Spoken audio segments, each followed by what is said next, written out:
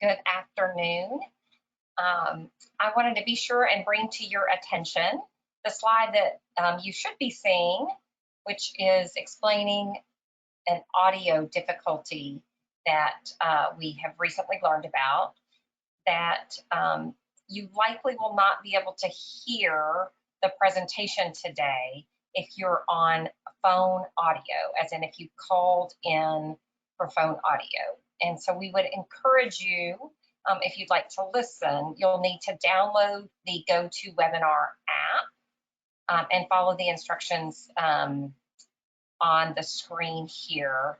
I hope that helps, and apologies again. We wish we didn't have this issue and that we could make it available for folks who need to use phone audio for a number of different reasons. And so we appreciate your patience with us, and thanks for joining us today.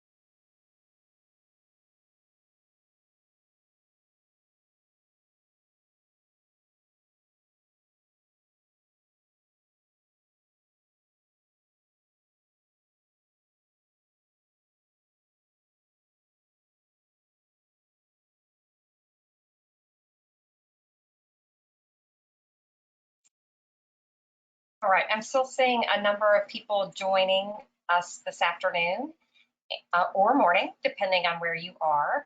And I just want to, again, bring to your attention an issue that we have only recently validated, which is that our webinar presentation can't be heard if you're on phone audio only. And so in order to hear the presentation, you will need to download the GoToWebinar app. And that should be pretty easy from either Google Play or the iPhone App Store. So we'll give it just another minute in case people need to do that before we start. We are here, and we're looking forward to sharing information about this program today, and I appreciate your patience. Thank you.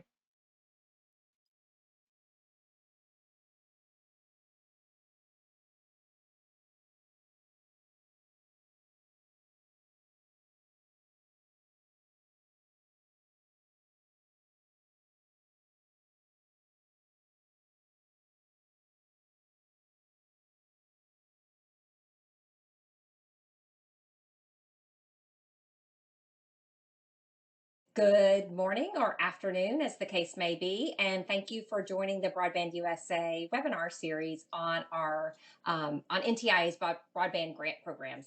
Today's webinar is going to be on the Broadband Infrastructure Program. I'm going to get us started first by going through some housekeeping items. Most important is that everybody is in listen-only mode. So if you have questions or comments throughout the presentation, please put them in the Q&A box that's in the GoToWebinar menu box to the right of your screen. We will be taking questions at the end of the presentations, and I'll try to address those that I can throughout my colleagues' presentations. Also, the presentation, a recording, and a transcript from today's webinar will be available on our website within 1 week of today. So by next Wednesday, May 5th, we will definitely have this information up, and we are making every effort to get it up before then. All right, we have a fantastic lineup of speakers today, including my boss, Mr. Douglas Kinkoff, who serves as the Associate Administrator for the Office of Telecommunication and Information Applications at NTIA. Internally, we refer to ourselves as NTIA's broadband team. Doug spent the better part of 2019 and 2020 serving as the administrator for NTIA. And prior to joining NTIA, Doug spent most of his career in private industry at XO, NextLink, and at SoundPath, and has extensive knowledge and experience in telecommunications and tech policy. We also have Sarah Blue, who's a broadband program specialist with NTIA's broadband programs. Sarah is one of our newest employees who joined us just a couple of months ago and joins us from a number of years serving with service providers, including Level 3 Communications, Viasat, and others, so has extensive experience in both the wireline and wireless industry. Next, we'll have Gilbert Resendez. Gilbert is also fairly new to NTIA. Gilbert joined us after graduating from the Heinz School of Public Policy at Carnegie Mellon and has very extensive experience working with local governments, state governments, and is very committed to public policy. Finally, we have my colleague, Karen Archer-Perry. Karen spent about 20 years in the private sector at Bell Labs and Lucent Technologies. And then she spent a couple of years at the Gates Foundation working with libraries. That's where she really built her expertise on digital inclusion. We're thrilled to have Karen on the team and to share with you today a little bit about resources that are available. Then you have myself. I'm Laura Spinning. I serve as the Deputy Associate Administrator for NTIA's broadband programs and will be your moderator today. All right, let's go through the agenda. First up, we've got Doug Kinkoff. He's going to talk to us a little bit about the Biden administration and all of their efforts on broadband. I'm sure that you've seen quite a bit in the news because they have been extremely bold about making sure that 100% of Americans have access to high-speed, affordable, and reliable broadband. And NTIA is proud to be a part of that effort. Next up, my colleague Sarah is going to talk about and provide an overview of the Broadband Infrastructure Program. She's going to turn it over to Gilbert Resendez, and he's going to talk a little bit about NTIA's interagency and state coordination work. And then finally, Karen Perry is going to share with you some resources that are available on broadband planning and data resources that are available to you. And then finally, we've saved some time to take your questions and do our best to answer them, understanding that while we had hoped that the NOFA would be published for this program in advance of this webinar, it has not yet been published, so there will be some limitations on how much we can talk about in that regard, but we'll do our best and share with you as much as we can today. Thank you for joining, and Doug, over to you. Thank you, Laura. Thank you for the introduction. As Laura said, I'm Doug Kinkoff, the Associate Administrator for NTIA's broadband programs. Let me start off by just sharing a quote with you. I believe this quote is applicable to all types of infrastructure, but I truly believe it particularly underscores the importance of broadband and the need to connect 100% of Americans. Connecting 100% of Americans to broadband is critical to ensure Americans have the opportunity to fully participate in the digital economy, whether that's utilizing distance learning, telehealth, launching home-based businesses, or even helping communities attract new businesses. NTIA has been working to connect America in one way or another since its inception. In connecting all Americans, we need to first focus on those communities of greatest need. Connecting all Americans will support job creation, workforce development, by ensuring Americans have access not only to broadband, but to devices and digital skills. To achieve these goals, though, it will require collaboration with many parties, states, tribes, industry, and federal agencies. It will also require accurate data to inform these policies and investments. But millions of Americans lack access to reliable broadband, and that is why the administration is seeking $100 billion to solve this problem. 17 million Americans do not have basic broadband at speeds of 25.3 megabits per second. 21% of tribal lands and 17% of rural lands do not have speeds of 25 megabits download and 3 megabits per second upload. And while 95.6% of households have access to 25.3 megabits per second broadband, only 68.9% of households subscribe to that service at that level or above. The map to the right, the areas in red, show you those locations in the United States based on the FCC benchmark speed of 25.3 that don't have access to that speed. So I think this underscores the problem that the country is facing and ensuring that all Americans have access to reliable broadband. Not only do millions of Americans lack access to reliable broadband, adoption is uneven across the country.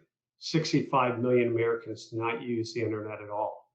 10 million internet users rely solely on mobile data plans, and 5 million households not online identified cost as their main reason for not using the internet. And unconnected Americans are disproportionately likely to be low income, non-white, tribal, older, and differently abled. So it's a cross-cutting issue that we need to address. And it's these statistics that I've mentioned not only underscore the need for connecting all Americans, but the need is further underscored by the fact that 77% of all jobs require at least some technology skills. 48% of hiring managers say that candidates lack the skills needed to fill open jobs. 29% of students without basic digital skills say they won't consider post-secondary studies. And more than 12 million households lack access to a computer, tablet, or smartphone. And the map on the right, I think, underscores the issue relative to the lack of devices in American households. So this map basically demonstrates through the American community surveys, the darker the color, the greater number of households that do not have access to a computer, smartphone, or tablet. And those that are the darkest brown, those homes are 30% or greater of the households in those counties do not have access to a computer, smartphone, or tablet. Having said all of this, we know that the administration is looking to solve this problem. But NTIA was provided with 3 programs through the Consolidated Appropriations Act of 2021 that will help start addressing these problems. The first is the Tribal Broadband Connectivity Grant. It's focused on providing access to infrastructure and adoption on tribal lands, such as remote learning, telehealth, and telehealth resources. And we've been allocated $1 billion to implement this program. The second program is the Broadband Infrastructure Deployment Grant Program. And it's focused on providing funding up to $300 million to states or political subdivisions of the state and a provider of fixed broadband services. And its focus is on building infrastructure within those states to those of greatest need. And then the third program is Connecting Minority Communities Pilot Program. We were allocated $285 million to focus on providing funding to HBCUs, TCUs, MSIs, HSIs to purchase broadband internet access or eligible equipment, or to hire technology personnel to help implement their programs. Now, let me turn this back over to Laura Spinning, who will introduce our next guest. So thank you, Doug, for that overview of where the Biden administration is going on broadband. We appreciate that context. And with that, I'm going to turn it over to my colleague, Sarah Blue, to give you an overview of the Broadband Infrastructure Program. Sarah? Thank you, Laura. Good morning, good afternoon to all of you, depending where you are joining us from. My name is Sarah Blue, and I am super excited to be here today to talk to you a little bit more about the Broadband Infrastructure Program. As Laura mentioned, the Notice of Funding Opportunity, which we call the NOFO, has not yet been published. So my hope today is to provide some clarity around defined terms contained within the statute. So as soon as the NOFO is published, you can hit the ground running. At a very high level, let's talk about the Broadband Infrastructure Program. Who, how much, when, all of those kinds of questions. This is for about $300 million. It will be granted to covered partnerships, which I'll talk about in a moment, in order to facilitate covered broadband projects, which I will explain also. And I'll say that NTIA anticipates accepting the applications through about July of this summer, July of 2021. A covered partnership has been defined in the statute as a partnership between a state or one or more political subdivisions of a state and a provider of fixed broadband service. What can these funds be used for? The covered broadband project has been defined as a competitively and technologically neutral project for the deployment of fixed broadband service that provides qualifying broadband service in an eligible service area. I'll go into detail on those two in just a moment here. A qualifying broadband service has been defined as a broadband service that is not less than 25 megabits per second download and 3 megabits per second upload, and a latency, or what my son likes to call lagging, that is sufficient to support real-time and interactive applications. The definition of unserved in an eligible service area. This is a household that lacks access to that qualifying broadband service of 25.3. And here's what's important to note. The statute requires we do not duplicate. So in a few moments, you will hear from my colleague Gilbert, who's going to further discuss the coordination between agencies and in the states. The definition goes on to say that no broadband provider has been selected to receive or is otherwise receiving state or federal funds subject to build-out commitments to deploy that 25.3 broadband service in the specific area where the household is located. So we've defined a few of the terms, and now let's talk about eligibility. Covered partnerships will be expected to describe in their application who is in the covered partnership, what the project will entail, details around who they plan to reach, and any other federal or state support information that might be relevant. Please note here also that each covered partnership may only submit one single application for the grant program. Now we've talked about definitions and eligibility, and this particular slide is the one that I'd really like you to walk away with, keeping in mind as you plan for your application, there is some prioritization which has been defined in the statute. According to the statute, the Assistant Secretary will give priority in the decreasing order, first for projects designed to provide broadband service of 25.3 to the greatest number of households. Second, to projects designed to provide broadband service in an eligible service area that is wholly within any area other than a county, town, or city of at least 50,000 inhabitants, as well as the urbanized area contiguous and adjacent to a city or town of 50,000 people. Third, the projects which are the most cost-effective, particularly projects in an area that is the most rural. And fourth, let's talk about bandwidth. While the qualifying broadband service level is 25.3, there will be some prioritization for those projects designed to provide broadband service with a download speed of not less than 100 megabits per second and an upload speed of at least 20 megs. Now I want you to think about the application. You can anticipate that you should be registered with SAM, and we know that that might take a few days to confirm, so build that into your timeline. The standard forms will also accompany the application. And finally, the applications will be submitted through grants.gov. I know that sometimes grants.gov goes down for maintenance, so you don't want to wait until the very last minute to submit your application. Speaking of timelines and submitting your application, the statute requires that the applications are submitted no later than 90 days after the publication of the NOFO. Furthermore, NTIA will complete its review and selection of successful applicants 90 days thereafter. Finally, it's important to understand that awarded funds must be expended within 1 year following the grant. And trust me, we know that construction can sometimes take more than 1 year. So for that reason, the Assistant Secretary may grant an extension for broadband construction projects. In order to qualify for an extension, the covered partnership must certify that there is a plan to use the funds, that construction for the project is underway, or that there are extenuating circumstances which require an extension to ensure project completion. And with that, I would like to say thank you, and I would be very pleased to introduce my colleague, Gilbert Resendez. Thanks again. Thank you very much, Sarah.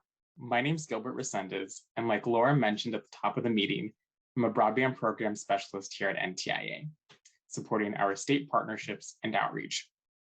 Today, I'm going to spend a little bit of time talking about NTIA's role in state coordination and interagency coordination. NTIA's primary way that it coordinates with states is through its State Broadband Leaders Network, or the SBLN. The SBLN is a community of practitioners who work on state broadband initiatives. NTIA currently has participants from all 50 states, the District of Columbia, and 3 territories. NTIA, we convene the SBLN once a month for virtual meetings, as well as twice a year for our in-person summits. At these meetings, the SBLN discuss emerging telecommunications policy issues, as well as share best practices and resources on state broadband topics. Participants in the SBLN are state broadband directors and managers, as well as members of governor's offices, state's Department of Commerce or Community Development or Economic Development.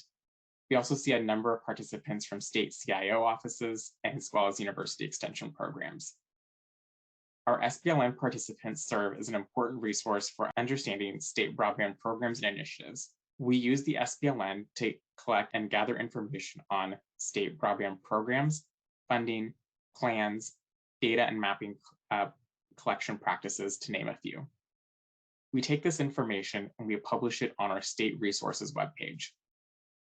That webpage is accessible from the Broadband USA website. If you click on a state, you'll find information on that state's broadband website, coordinating agency within the state, contact information for our state point of contact in that state, as well as information on broadband programs or funding. We also have information on state plans. Broadband USA and NTIA plays also an important role as an interagency coordinator for broadband. NTIA convenes its federal interagency partners regularly to discuss improving coordination of federal broadband programs and policies. NTIA also discusses with its interagency partners promoting consistency across federal broadband programs, as well as encourages coordination amongst federal regional technical assistance programs. NTIA also serves as a one-stop place to get information on federal programs, policies, permitting, as well as funding programs. And that's a great place to pause and pass it off to my colleague, Karen Perry, who will discuss broadband planning resources. Well, thank you, Gilbert. For those of you who haven't worked with us at NTIA and Broadband USA before, I'd like to give you a quick overview of some of the resources that we have available that might be helpful to you as you prepare your grant application and as you continue to work to implement your broadband project. We've worked with communities across the country for a number of years to help plan, fund, and implement broadband infrastructure and digital inclusion projects. And as Gilbert mentioned, we've also worked with more than 26 different federal agencies in order to support them as they expand their support for broadband. Much of that information is available on our Broadband USA website. I'm going to give you a quick guide to how to find that information. So let's start with funding. We have a funding search on the Broadband USA website. Every year we survey all federal agencies and we ask them what funding they have available to support broadband projects. That information is available to you as a one-stop funding search. It's searchable by eligible recipient, program type, and agency or department. Although you can expect an update from us in the next couple of months, most of the funding programs stay relatively consistent year over year. What we're expecting in the next update is more funding, because I'm happy to say that more federal agencies are supporting broadband right now. So do look right now. Although this $300 million infrastructure grant program is a very significant investment in broadband, there might be needs for additional funds to support or complement it in your broadband program. So do look at the broadband funding search to see if there's additional funding that might be helpful to you as you build out your broadband program. We also have a one-stop shop for information on permitting. You might be aware that the federal government owns or controls about a quarter of the land in the United States. Much of that land is out in the West. You can go to our one-stop shop for permitting information to get contact information for most of the federal agencies that control that land. In addition to that, there are flowcharts that outline the permitting process for each of those agencies. A number of those agencies have also consolidated their permitting process to a single permitting form, the SF-299 form. They've been working hard to streamline their processes, and many of the processes are at least much more streamlined than they used to be. And we continue to work with those agencies to improve their permitting processes and make it easier for you to work with them. We also have a broadband planning roadmap process. The broadband planning roadmap starts with stakeholder engagement, and then it goes to assembling a team, identifying community priorities, looking at broadband data, looking at both infrastructure and digital inclusion, assessing your resources, engaging partners, evaluating solutions, and then implementing your project. There's resources on our website for looking at a toolkit, and then a number of different resources that really help you at every step in this process. We are updating our toolkit, and one of the ways that we're updating our toolkit is to better articulate the difference between an infrastructure roadmap and a digital inclusion roadmap. Really, the steps are very much the same, but they have kind of a little bit of a different flavor. For example, your asset inventory is going to be quite different if you're looking at infrastructure versus digital inclusion. You're still looking at assets, but the assets you look at for infrastructure might be poles or towers, where the assets that you're going to look at for digital inclusion might be public computer centers or libraries or broadband discount programs. So similar paths, but different kind of tools, different elements. Another key element along that process is data. We're big fans of data, and I'm sure you are too. We recommend that you jumpstart your broadband data process by looking at federal data, but don't stop there. Local data is important, and there's a lot you can do in that area as well. So two of the major federal data sets are the FCC Form 477 data and the American Community Survey data. You can also get wonderful trend data from the NTIA Internet and Computer Use Survey. There's a lot of tools that are available for you to access that data. What we recommend is that you use those tools to capture your own data, but then you bring in your own insights in order to kind of customize or localize that data and identify kind of what's true about the data in your community. We've had some wonderful webinars on data recently, and you can catch a rebroadcast of those webinars by clicking on these links when you get access to this broadcast and the download. One of the webinars was done in February of this year. We had two great speakers, one from UCLA and one from MLab, who talked about speed tests. I also gave an overview and talked about a couple of great tools.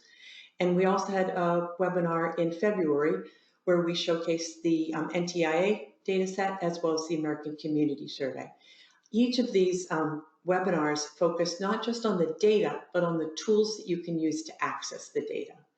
Speaking of tools, I'd like to highlight some of the tools that you can use when you would like to access data.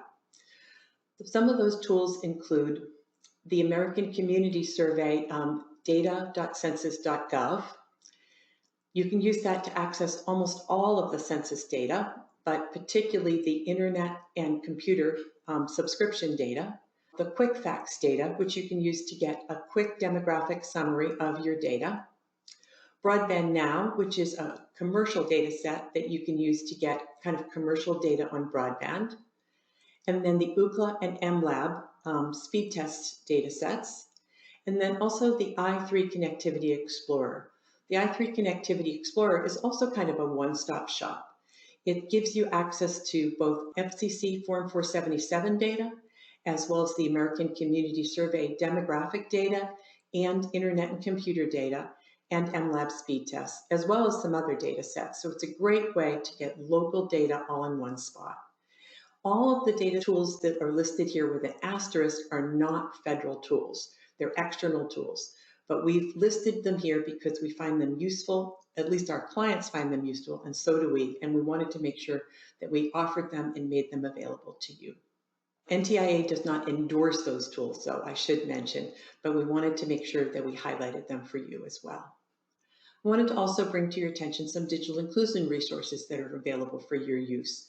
We have a map that lists some digital inclusion resources, and our map highlights some of the state and local programs that are available.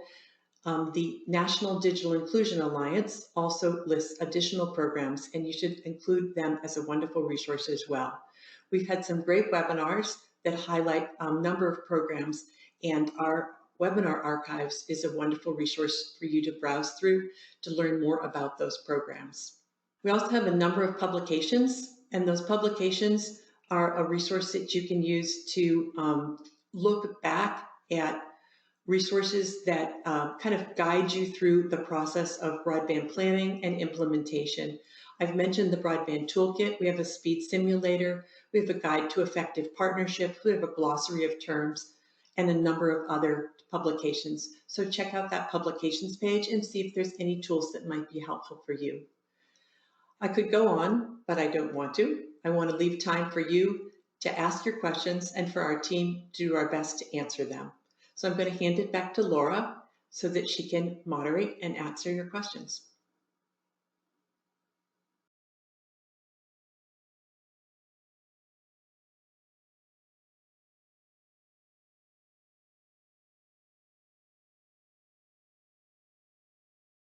Right, let's see. Let me make sure I've got my audio on. Karen, can you hear me? I can hear you. I'm moving the questions over so we can get to answer as many as we can. Awesome. Very good. So I'll start us off. We had a number of questions about availability of the deck that we use today. And just want to remind folks that, yes, we will be making the deck and a recording of today's presentation available on our website. We try to get it up within 1 week of, so by next Wednesday, although I'll confess that we've had some issues with last week's recording and transcript, and we're working diligently to get those up. Those were on the Tribal Broadband Connectivity Program. But we do make every effort to get it up within 1 week of the presentation. Karen, did you see some other questions? Yes, I did. That just dropped off my screen, but I can answer a couple of them before I find it back on the screen again.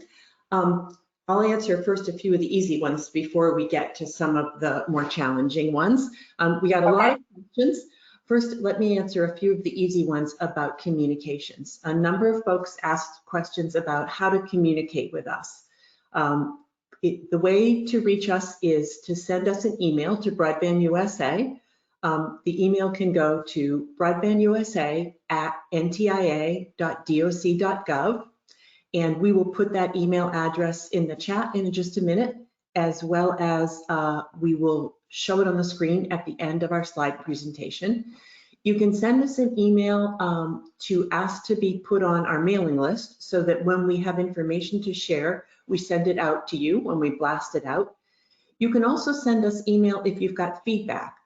A number of people also asked, will all the webinars be the same? Because we're going to be doing one a month for each of our 3 grant programs. So this is the infrastructure webinar. We also will be doing one next week on the Connecting Minority Communities webinar program, and we did one last week on the Tribal program.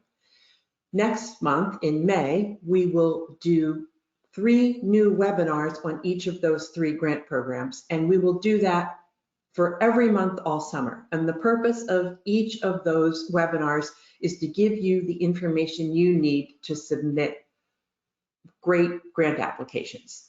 So you can send us email if there's information that you think would be particularly helpful for us to provide to you. So please do feel free to give us that feedback either in the chat right now or in the question box right now or through email. So that's ways you can provide information to us. So that's just some information on communication. There's also a lot of questions about the NOFO and about the overall grant program. We'll get to those in just a minute. Let me pull them up on my screen. Thanks, Karen, for covering the information about how to communicate with us. Yes, we definitely want to hear from folks. We got a number of good questions in the chat box or in the Q&A box today, and we're going to make every effort to answer as many of those as we can, understanding again that we had hoped that the Notice of Funding Opportunity, or NOFO, would have gone out by now. And I'll just confess that we are as disappointed as I'm sure some of you are that that's not actually the case, and our team is working diligently to address some final questions in the clearance process so that we can get that out and published and the application window open. Okay, Laura, I've got the questions up, so let me pitch you a few of them. Okay, thank you.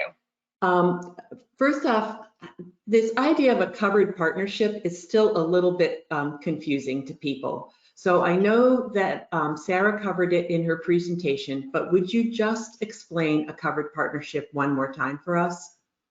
So I'll cover what's in the statute, which is about as much as we can do today. Again, back to, I'm not trying to be elusive, but until the NOFO does get published, there are limits on how much we can say. But what is in the statute is in section 905A5, let me just make sure I got that right, 905A5, yes, of the Consolidated Appropriations Act. And it states that a covered partnership is between a state or one or more political subdivisions of a state, and B, a provider of fixed broadband service. So just as a matter of a state, right, there are 50 states and 6 territories in the US. So those are all pretty well defined. Or one or more political subdivisions of a state. So a county, a municipality, I'm sure that there are other definitions of a political subdivision, but those would be good examples of a political subdivision.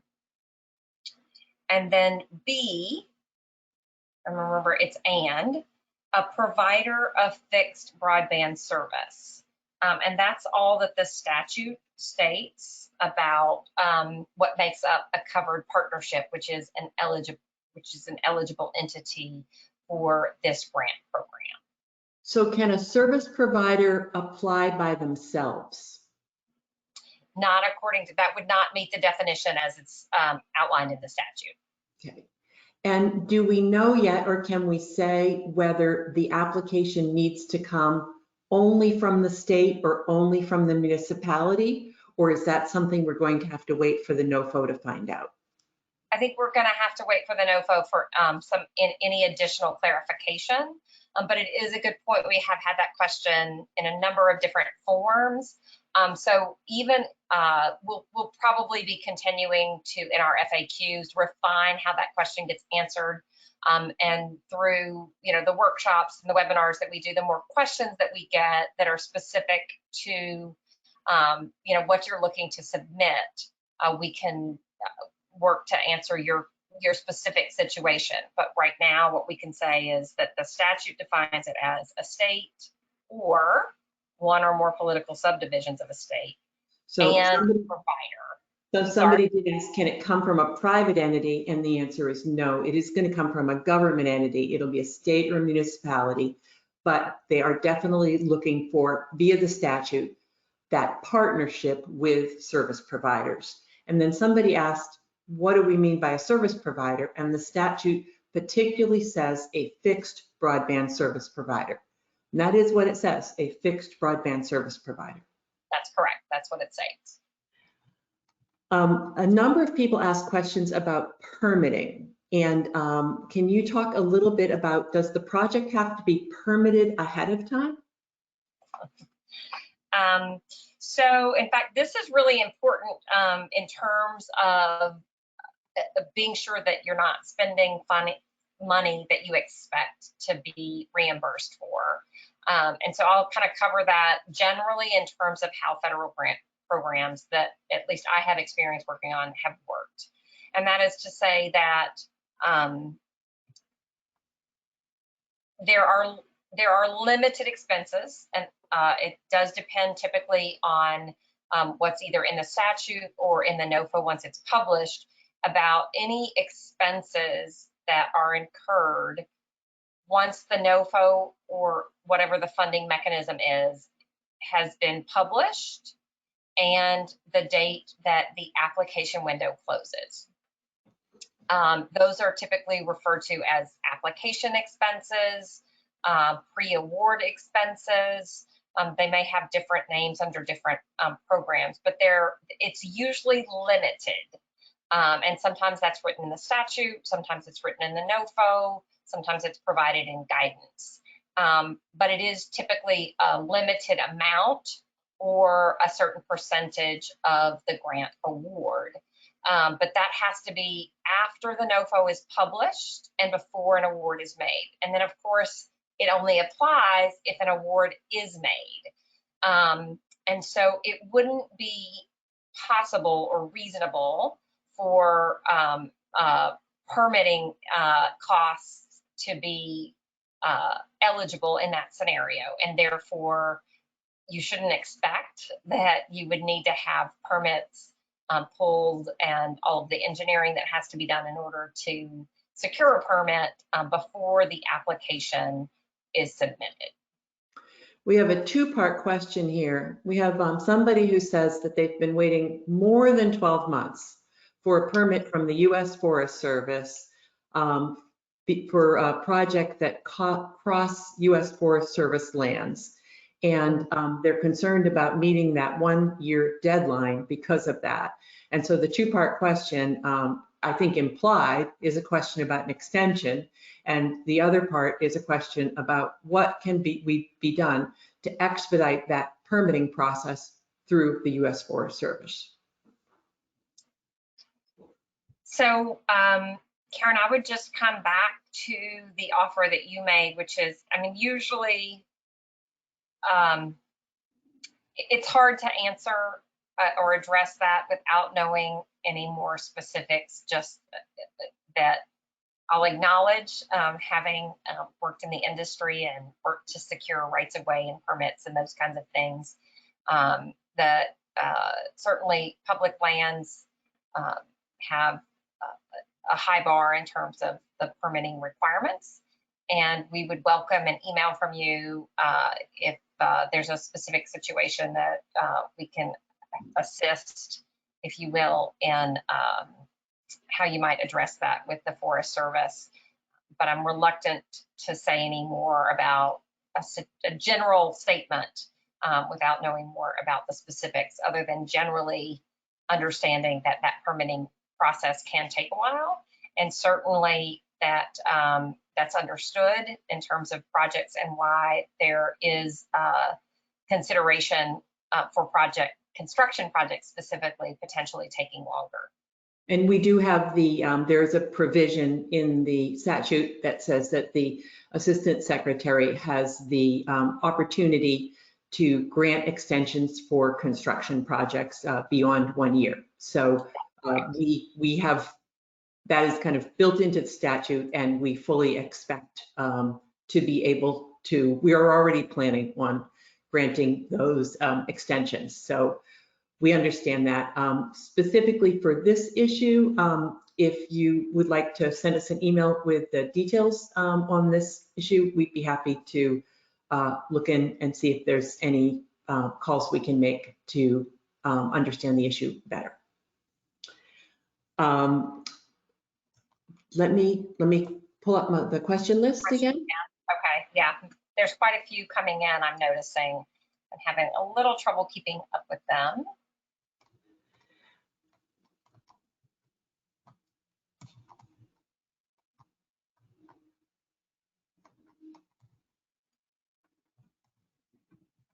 So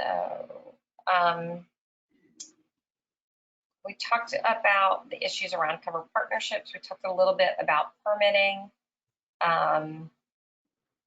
There is, so there's a clarifying question because it came in time-wise around when we were talking about covered partnerships, and it just states, can multiple towns join together and submit one application as a single entity to provide a larger physical area, you know, to more people, more communities?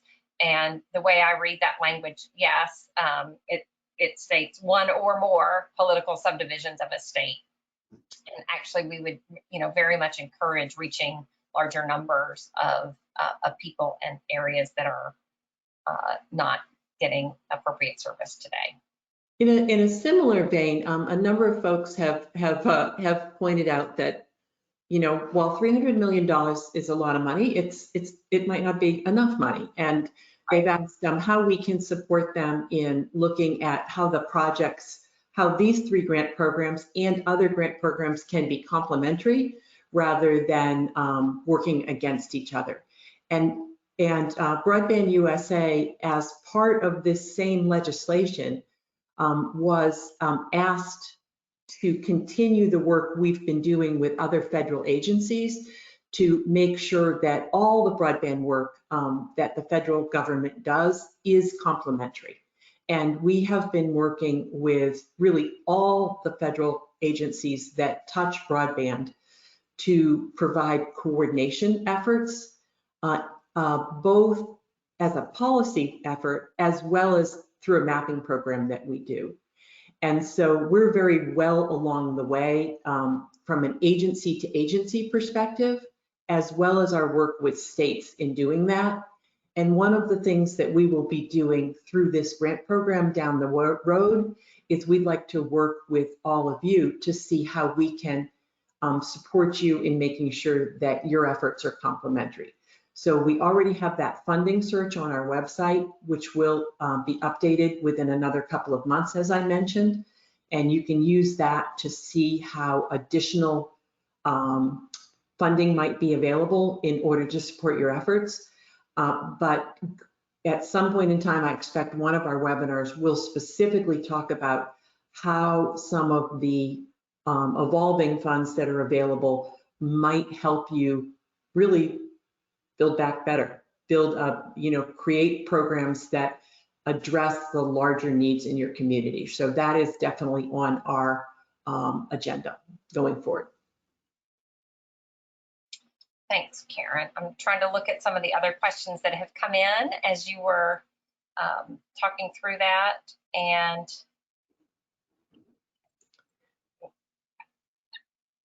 just because it's in there so often, I'm wondering if we should touch on the timing again, which is around that the NOFO hasn't been released. And so what do we expect? And I'm just reluctant, as much as I'd like to say that I know, I don't know. It's somewhat out of our hands. I just do know that we are working diligently to address questions that have come up through the interagency review process, and we do have to wait until those are all addressed and answered before we can make it public and publish it on grants.gov and via our website. So wanted to just reiterate that again. One of the other areas where there was a number of questions, and there really always is questions about data and mapping and challenge processes and kind of what data can you trust. And I can't address what is specifically in the NOFO, but I can address how NTIA has generally looked at data and recommended that people look at broadband data when doing their broadband planning. And what we've generally championed is the use of multiple data sources, and that people include not just federal data sources, but local data sources and local insights in their planning, and that they use kind of a community-based approach to kind of pull their data sources together. And so, of course, the FCC Form 477 data is a very important data source in looking at broadband availability. We know that's a data source that has strengths and weaknesses. We highly recommend that you also look at the American Community Survey data, which has information on broadband adoption or broadband subscriptions. And that's another excellent data source that was highlighted in my presentation. Many communities run speed tests, and that kind of is more of a user experience view of the data. And a number of states have their own mapping programs, and that is also an excellent kind of set of data elements. But no matter what data you put together, it's very important to look at that data from your own community lens. One of the things that the folks at USDA do is they kind of walk the community, and you don't have to do it the way they do it. You can do it the way you do it in your community to identify what your narrative is, and we want your input. We're going to make our own assessment, but we very much are looking for your feedback about what is available in your community, because you're making your case for where there is broadband and where there isn't broadband, and why you think investment is needed, and we do value your input. Thanks, Karen. There's also quite a few different kinds of questions, but that I would group into how are, and you addressed it a little bit earlier, but exactly how are we interacting with the other federal programs? And I would just come back to reiterating that we are, through our interagency work, continuing to engage with other agencies and understand where either they have made awards of loans or different funding sources, as well as where states have made those awards, but also understanding that there may be some limitations there. So to Karen's point, right, what's happening locally is a key component of understanding, and we just can't know everything that's happening nationally. And so really encourage you to share specific local information that we may not have access to. Karen, what else are you seeing in the chat box in terms of themes that we should address, understanding our limitation on being able to address all of them? There is a question about whether RDOF and 903 auction areas are excluded, and I don't know the answer to that question. So the way that it's addressed in the statute, and I'm going to try to read my notes here because I did try to address that, is in how unserved is defined, which is Part B of that states that no broadband provider has been selected to receive or is otherwise receiving federal or state funding subject to enforceable build-out commitments to deploy qualifying broadband service in the specific area where a household is located. And I will just use it as a time to point out that one thing that's different about the language that's in this statute is not the 25.3 definition, but the additional language about latency to support real-time interactive applications, and that an eligible service area, and this is just looking at my notes in section A7 of section 905, is a census block in which broadband service is not available to one or more households, whereas in other programs it's been a much higher percentage had to demonstrate that it's not available. So it flips that thinking that we've seen in the past a little bit and looks at it from the glass half full, I guess, instead of half empty perspective. And I think there's a related question here. Would the installation of new fiber optic in a small town that's growing be an allowable request? And I think sort of related to that, sort of the entry criteria to get considered is that you have to be looking at greatest need at a census block where there are census blocks where there are no service at 25.3. Not the whole block, but at least one unit has no service at 25.3. Exactly. Beyond that, we are looking, we know we would prefer to have applications that have greater bandwidth. Greater number, is that where you were going? Pardon, greater bandwidth. Not necessarily fiber. It's a technology neutral implementation, but we're looking for more than 25.3 in the implementation. So I'm again just trying to be sure that we've captured most of the concepts, even if we can't answer them. Karen, you captured the question about RDOF and the 903 auctions. In terms of the average award size, that I expect will be in the NOFO, and not something that we're at liberty to share today, and frankly could change. Let's see,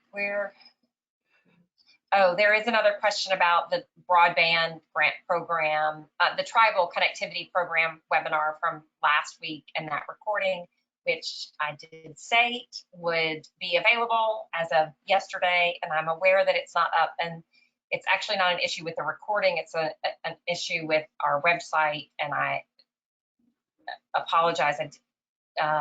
We are working to address that issue and get it up as soon as possible. I think we've gone through and answered most of the questions that we're able to, have we?